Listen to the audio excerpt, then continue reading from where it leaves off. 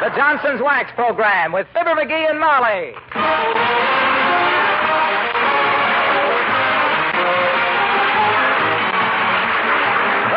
Johnson's Wax Products for home and industry present Fibber, MCGee, and Molly with Bill Thompson, Gail Gordon, Arthur Q. Bryan, and me, Harlow Wilcox.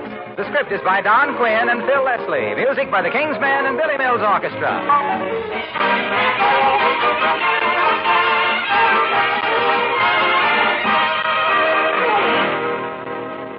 It's pleasant in this warm weather to work in the kitchen with the windows and doors open. Pleasant, yes, but sometimes not so practical. Dirt and dust are blown in, and the kitchen linoleum soils quickly. Of course, that little problem never bothers you if you use Johnson's self-polishing glow coat on your linoleum. Dust, dirt, and spilled things, too, can be whisked off that tough glow coat film with a damp cloth. Keeping your linoleum bright and shining clean is no problem at all. Not only does glow coat give your floors a really rich and glowing luster, but it also gives them the protection they need. Gleaming glow coat actually keeps linoleum looking like new years longer. With Glow Coat, there's no rubbing or buffing. You merely apply and let dry. It never streaks or smudges. In just a few minutes, your linoleum comes up with a brilliant, shining gloss that will protect it and make it easy to keep clean. Next time, ask for Johnson's Self-Polishing Glow Coat. See for yourself how it brings out the beauty of your floors. Look on the bright side, shine up the right side, bring out the beauty of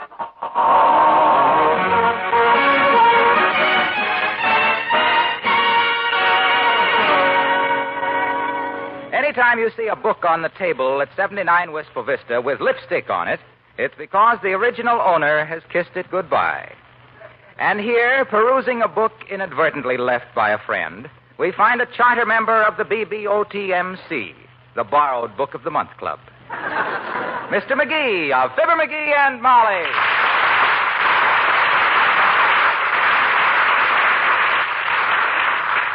What are you reading, dearie? Wimple's bird book.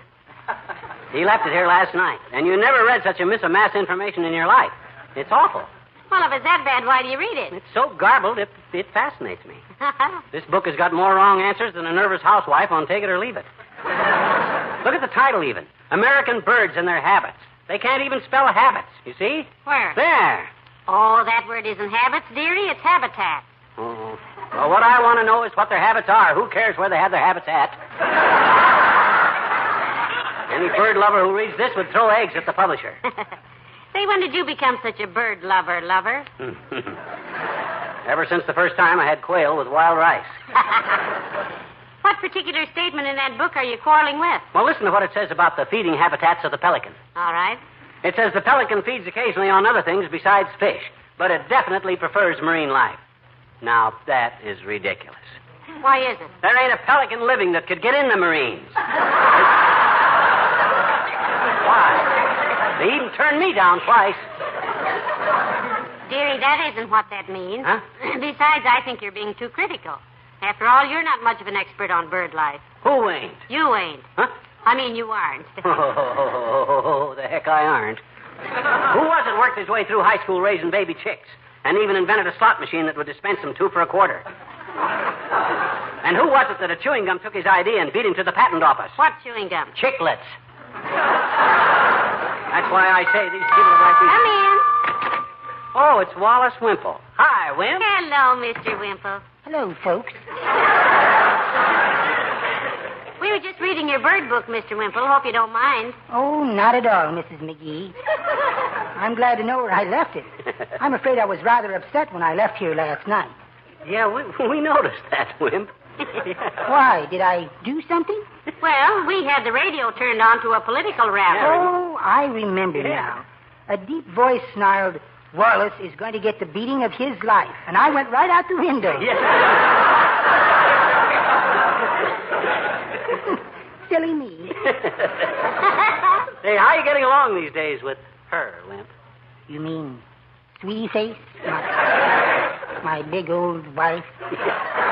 Yes. Oh, about as usual. We had a little tiff yesterday. And believe me, Sweetie Face puts up a tough tiff.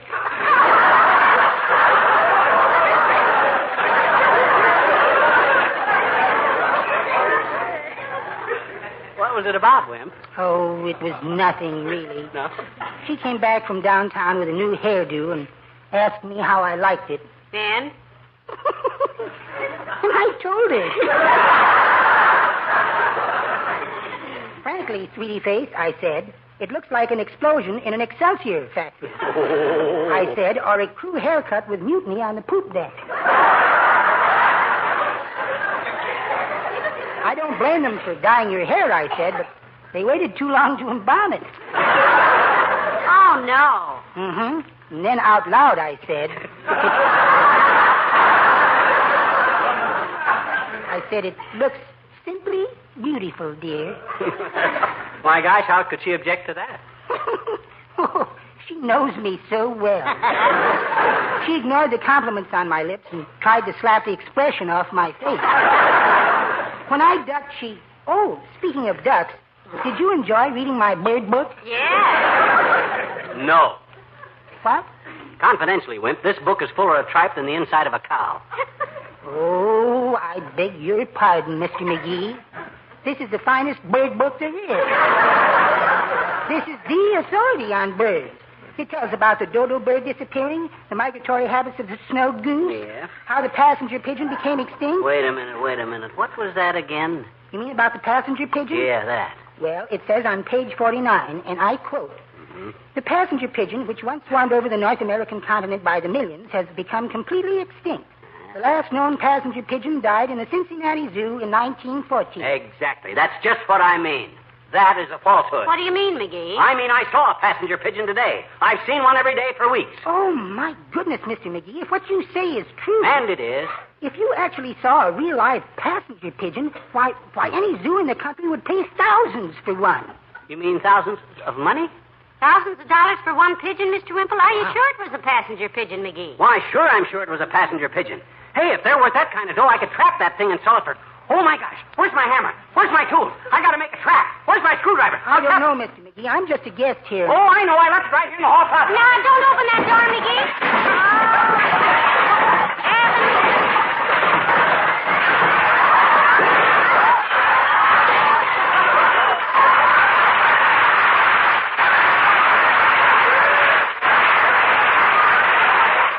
Oh, that's a wonderful trap, Mr. McGee. Set it again.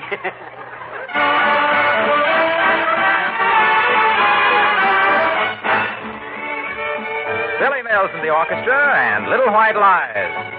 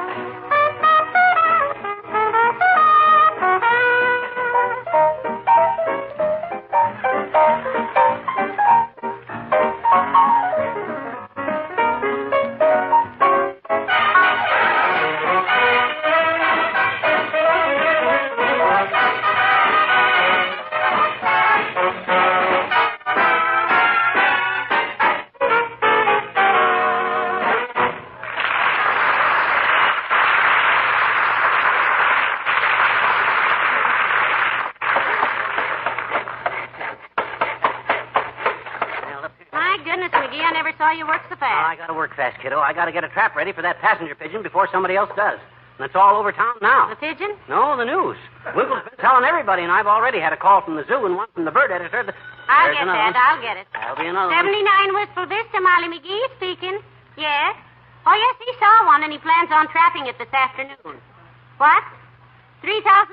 Oh. Oh, no, I'm sorry. We can't do that.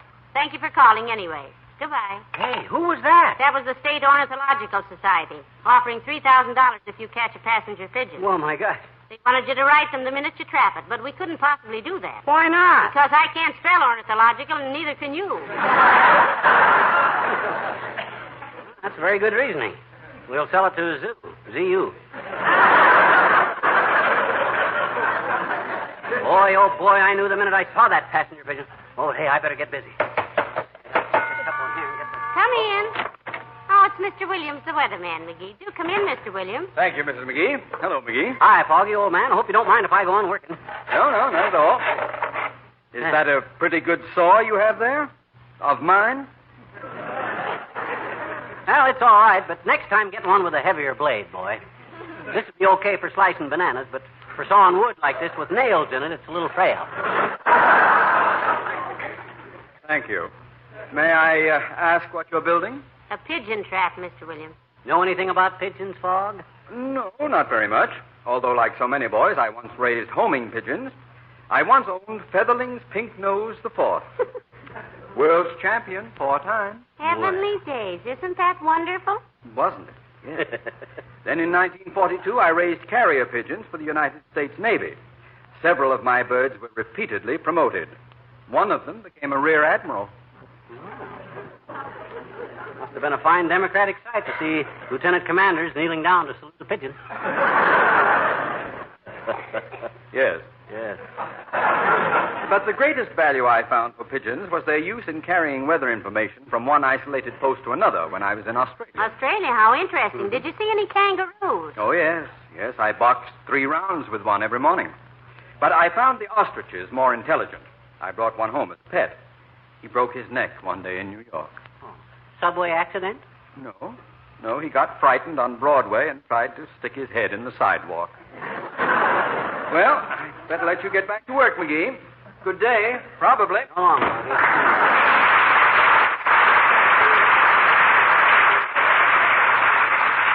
Sometimes I wonder how a guy with his imagination can work for the government when he might be making big money. Why, if he ever started writing that stuff... I'll get it, That's dearie. another one. 79 Wistful Vista, Molly McGee speaking. Who? Press? What'd I tell you? Oh, no, I'm sorry. We couldn't consider an offer like that. Goodbye. Hey, gee whiz, Molly, you're turning everybody down. What was that, Associated Press or United Press? Wistful Vista Press Shop. Oh, what kind of an offer were they making? $3.98. They burnt your gray slacks. Not enough, dearie. You know, McGee, you're going at that job like you knew exactly what you were doing. I do? Well, I always say that if you smile and work fast, you can fool almost anybody. I remember one time when I was working... Hello, Molly. Hi, Fibber. Hello, Mr. Wilcox. Hi, Junior. Hey, what's this I hear all over town about you going to trap a rare pigeon, pal? It's true, Junior. I'm gonna. And this is the trap with which he's gonna. Oh, that's a very elaborate-looking little bungalow, pal. You got a building permit for that? No, but if there's any trouble, I can square it later. You know what they're paying for a real live passenger pigeon? No, and what's more, I think you're kidding. The passenger pigeon has been extinct for years. Oh, no, it hasn't. Everybody thinks they're extinct, but I happen to know they're still stinked. And what's more, I know where there is one. Drop around here about 4 o'clock this afternoon, and I'll give Do you know anything about pigeons, Mr. Wilcox? Mr. Williams used to raise them, he said. So did I as a kid. I had one very unique little bird. Yeah? Walked with his feet pointed outward. What was so unique about that? He was the only people-toed pigeon I ever saw. Incidentally, it was fooling around that pigeon loft in my boyhood that really made me what I am today. And what are you in today, Junior? Remembering, of course, that there are ladies present. I'm always glad to have ladies present when I tell them what I am. I'm a Johnson self-polishing glow coat salesman. Yeah, but what has that to do with pigeons, Mr. Wilcox? Why, that's simple, Molly. Every bride knows when the cooing is over and the billing starts, small economies add up to large savings. And Johnson self-polishing glow coat is not only a money saver, but a time and labor saver, too. Yeah, but what that got to do with the pigeon? Besides the years it adds to life, your kitchen linoleum, glow coat also pays off handsomely in dividends of pride and satisfaction.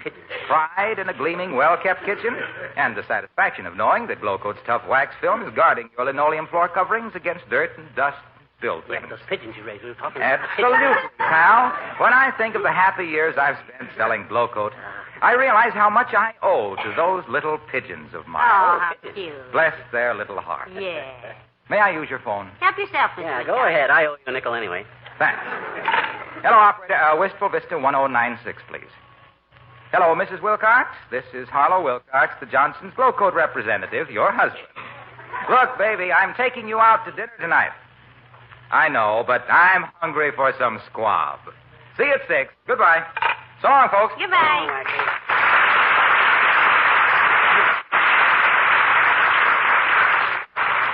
Oh, my, Mr. Wilcox has a very sensitive appetite, hasn't he? Yeah, he's a little like I used to be when I worked at the tea company as a teetotaler. Why, you never told me that, dearie, that you used to total up tea. I never casually mentioned being a teetotaler and totaling tea for the Tea for Two Tea Company. You never did. Well, pull up a chair, baby. It was like this, you see. There were 3 of us there at the tea company, see. 2 tea tasters whose task was to test the tea for taste, and me, the teetotaler, who totaled up the tea tasters tasted as fast as they gave it the taste test, see. Yeah? Well, sir, those 2 tiny tea tasters used to try to trip me up by tasting tea twice as fast as I could total the tea they tasted. And between their tea tasting and my tea totaling, we really tested tea.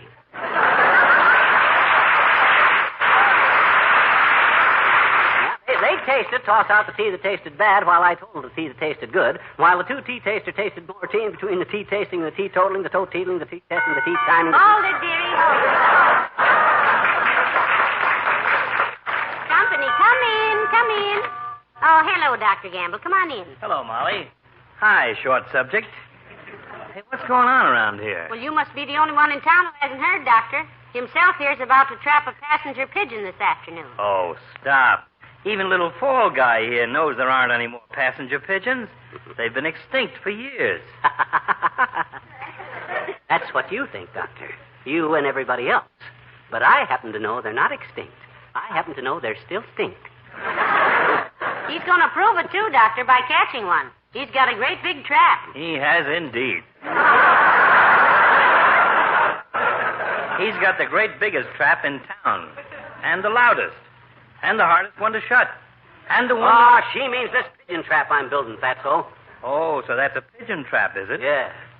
How would it work if it did? Yes, you haven't showed me yet either, McGee. If it's as confusing to the pigeon as it is to me. Well, it will be, don't worry. First, I bait the trap, you see. Oh, with maybe some cracker crumbs. Well, why go to all that expense? Looks very crummy as it is. Thank you. Okay, so I bait the trap, and the pigeon walks into door A here, you see. Stepping on trigger B, which closes door C and back in. Proceed, Mr. Goldberg. Or may we call you Rube? When the pigeon hears the door close, he looks around in surprise, sees himself in mirror D here, and thinks it's another pigeon here, see? You certainly understand the workings of a bird's brain, bird brain. I suppose he breaks the mirror and has 7 years bad luck. No. When he picks mirror D, that rings bell E. Then I rush out, bring the trap in the house, open the lid, he gets loose in the living room, and between me and Molly and a butterfly net, it should be a cinch from there on. Simple? No, it's much too complicated. No. The greatest ideas are the simplest ideas. Like the way I used to catch rabbits. How was that, Doctor? With a hairnet. Oh, where's my medicine bag? I'm making myself sick. Oh, it's out of the car.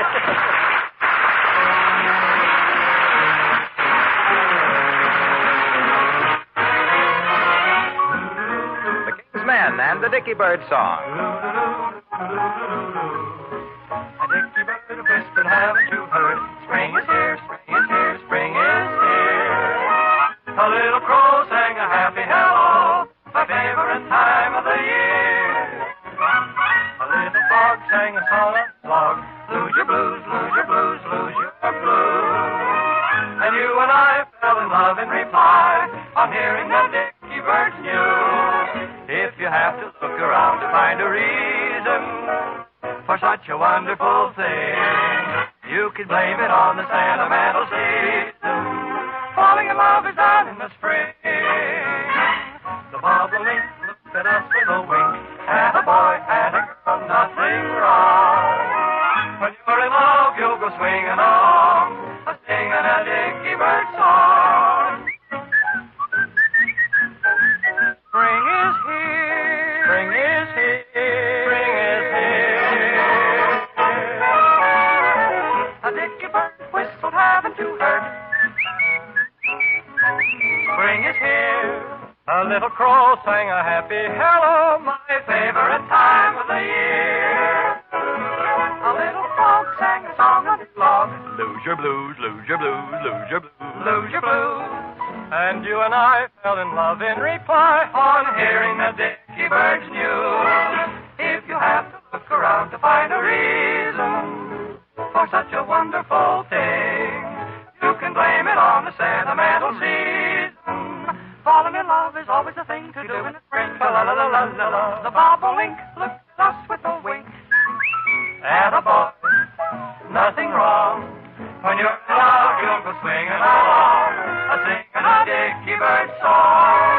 Spring is here, spring is here, spring is here. La-la-la-la-la-la-la.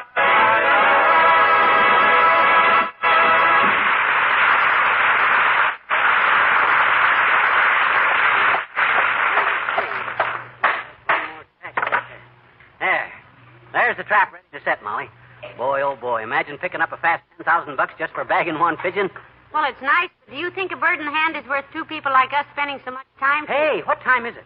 3:47. Oh, my gosh, it's almost time. Well, it's time something happened. Look out that window. People all over our lawn. Yeah, I know. Newspapers have all sent guys, and the radio stations have got sound trucks out there. Kind of exciting, huh? Why not? It's like somebody trapping a live unicorn. Yeah. Or capturing a full-grown Democrat in Vermont.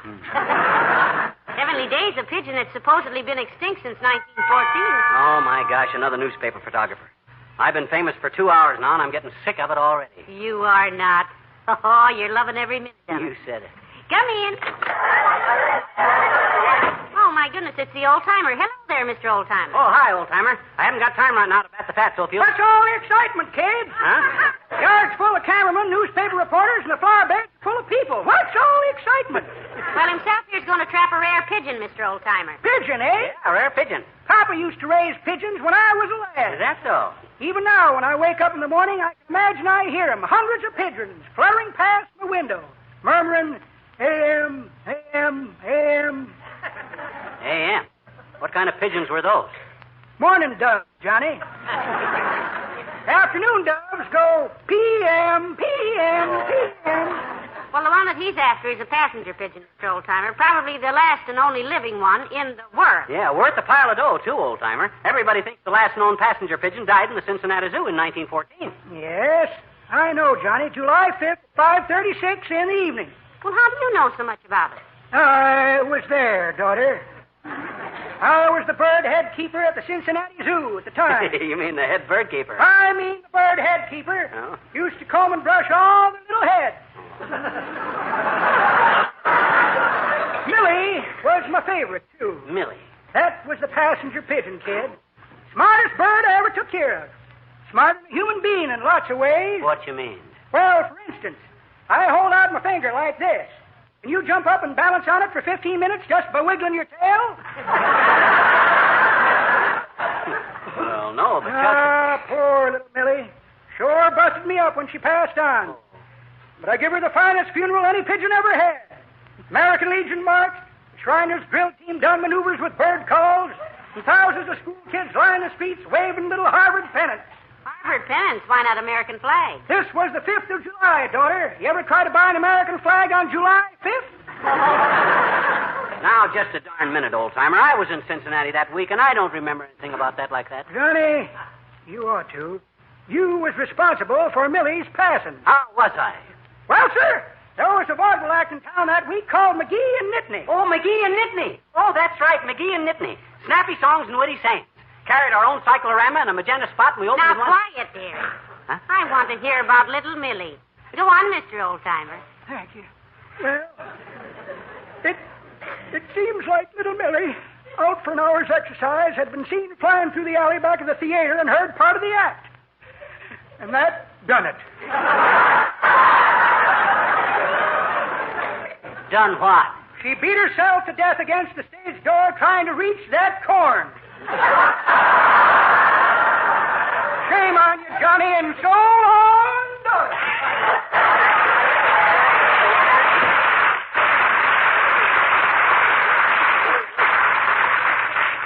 I bet he made that up. Why, certainly. It wasn't the act we had that killed all the birds. It was all the birds we got that killed the act. Well, let's go, kiddo. I got the trap. Open the door. Come on. Heavenly days. What a mob. Quiet, everybody. Stand back there. Let me through. Come on, Molly. Come on, Molly. Come on out to the curb here, Molly. You can all see my rear passenger pigeon as soon as I catch him. He'll be here any minute. Quiet now. You'll scare him away. Quiet. Here he comes, Molly. There he comes. Look, Molly, the passenger pigeon. Where, McGee? I can't see him. That bus is in the way. Look on top of the bus. There he is. When I got on the bus, you hand me the trap. For that bird? Why, that just looks like an ordinary post office pigeon to me, McGee. Oh, that's just a plain pigeon. That's a passenger pigeon. He's been riding on top of that bus all day. He's a passenger, isn't he? He's riding that bus. He's a passenger pigeon. That's a passenger pigeon. I tell you, he still stinks. He's been riding that bus all day.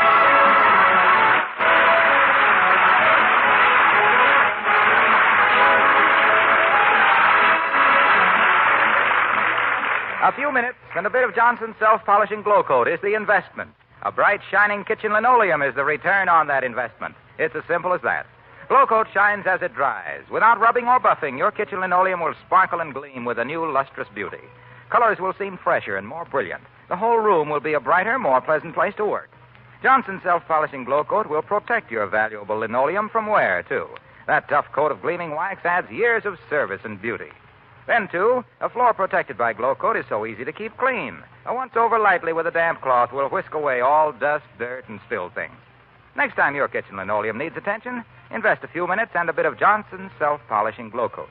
You'll be delighted with the sparkling beauty that such a small investment will bring. You'll find that Johnson's self-polishing glow coat is the quick, easy way to bring out the beauty of your home. Look on the bright side, shine up the right side, bring out the beauty of the home.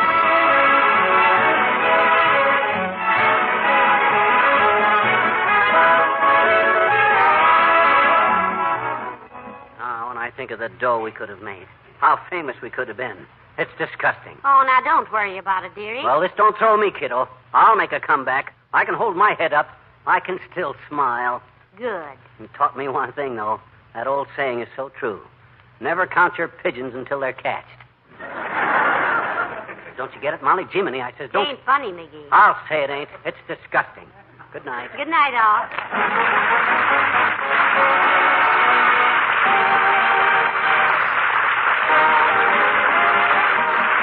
The makers of Johnson's Wax Products, Racine, Wisconsin, bring you Fibber, McGee, and Molly each week at this time. Be with us again next Tuesday night, won't you?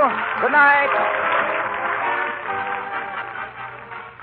This is NBC, the National Broadcasting Company.